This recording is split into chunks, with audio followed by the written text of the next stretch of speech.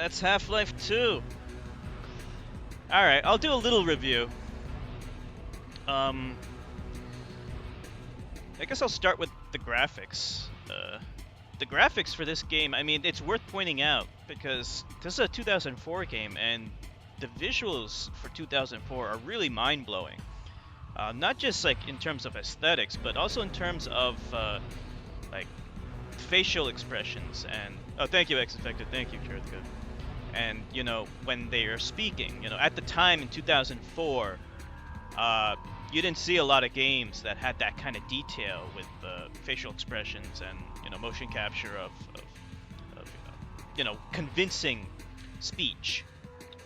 So it helps create a more immersive cinematic experience.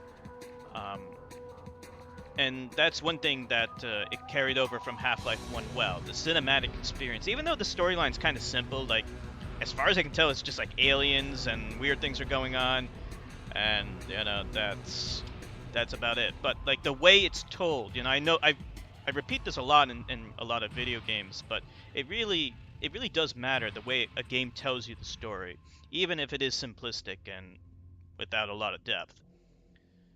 But this game does expand a little bit, gives personality to a lot of the characters, like Barney, who he was actually in Half-Life 1, um, and he didn't have a lot of depth, but they really fleshed out his character in this one. The gunplay is much better in this game over Half-Life 1. That was my biggest complaint about Half-Life 1. The gunplay wasn't good, which makes sense because it was a Quake 1 game and, it was still very early.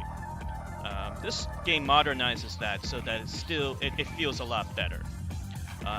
Especially the gravity gun is considered one of the, like, whenever you see like a top 10 list of best weapons in video games, usually the gravity gun's in there somewhere, because it turns like ordinary objects into weapons, which is pretty cool.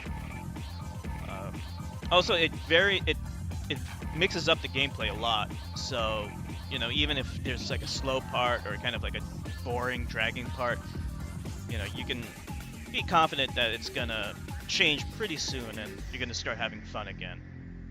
So I guess that segues into the things I don't like about the game. There Lamar? are a lot. Lamar! Hold on. Blast that little. Where did she get to? All right. So yeah. The worst thing about Half-Life 1, aside from the gunplay, were the environmental puzzles, the jumping puzzles. That's something that Duke Nukem Forever was criticized a lot about. But I don't know why this game gets a pass on that, because the jumping puzzles and the obtuse level design really are problematic. And it's the same problem that Duke Nukem Forever had. So I don't know why this game gets a pass on it, but Duke Nukem Forever didn't.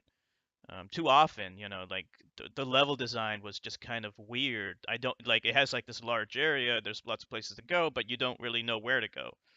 Um, and yeah, platforming in in a first-person shooter, generally speaking, is terrible. I mean, they have improved it in modern times with Mirror's Edge and stuff like that. But back then, it was as crappy as it ever was.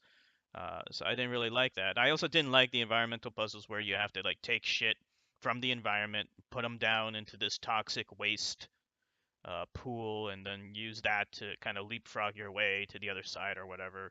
That was pretty annoying. Yeah, the flashlight, as Zax points out, it's unbelievably annoying. I mean, I guess you could solve the problem if you could adjust the brightness, but I guess since I'm running the game in windowed mode, I can't adjust the brightness, so I was always relying on the flashlight, and that thing's a piece of shit. Um, yeah, like X Infected mentioned, there are places that are really frustrating. You're forced to use that one turret section was awful.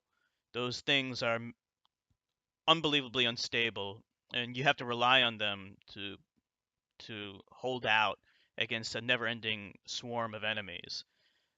There were a couple of stages like that which were kind of really frustrating, and the only way to get through it is just to like do well for like 2 seconds, then save, and then do well for another 2 seconds, kill some enemies, and then save, and just rinse and repeat.